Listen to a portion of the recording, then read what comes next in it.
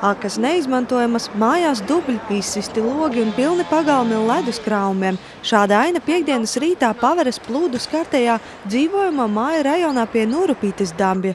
Biruta stāvot pie kaimiņu mājas atminas to otrdienas nakti, kad pa logu viņu izcēla glābēji. Cik tālu te bija ūdens? Ko? Cik tālu bija te ūdens? Reku šita te iekšā. Leduskapis pilns ar ūdeni, puķis nebija jālaista.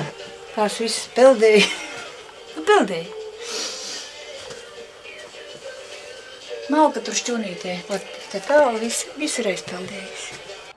Tagad apskatot māju, sirds sāpot par pamatiem un remontam sapirktajiem materiāliem, kas izmirkuši pavasara palos. Šogad esot bijis plānots veikt remontdarbus, jo, kā atklāja Biruta, šovasar apritot tieši 50 gadi, kopš šo namu saucot par mājām.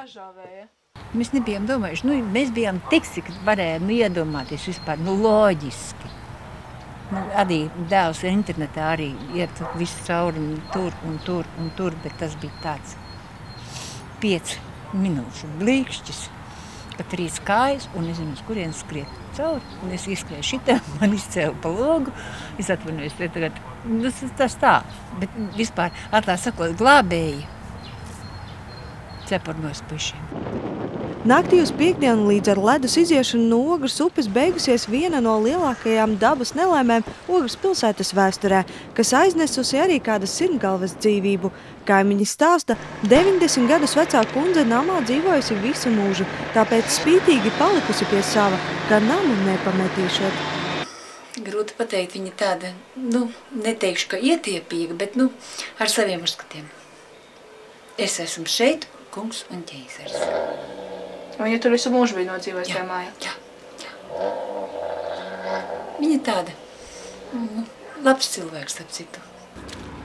Piekdien sākt arī ledus gabalu griešana, citādāk tie pagalmos stāvēšot līdz Jāņiem. Tostarp pašvaldības policija ar komunālo nodaļu apsekojusi mājas, lai konstatētu plūdu seku situācijas apmērus. Tas ir nepieciešams, lai pašvaldībai būtu priekšstats par to, cik īpašumi ir kopumā cietuši un kāda ir tā palīdzība, ko pašvaldība var sniegt iedzīvotājiem no savas puses, apzinot, vai, teiksim, tas ir kāda pagraba izsūknēšana, akas varbūt, kam dzermējas ūdens, lai to virsējo slāni, acīm redzot, kas tur ir sastājies, to nosūknēt, varbūt sētu kādam palīdzēt, vai kā šeit pagalmā kaut kā mēģināt tikt no tiem ledus gabaliem vaļā. Tāds šobrīd ir tas mūsu uzdevums. Gaidīsim, kad ūdens līmenis upē nokritīs, tad sāksim atjaunot šos dambjus. Protams, patreiz pirmām kārtām mēģinām palīdzēt iedzīvotājiem, atsūknēt ūdeņus no kanalizācijas, ākām, bedrēm un pagrabiem. Mēģinām palīdzēt novākt šos ledus gabalus, jebkāda veida palīdzību sniedzam.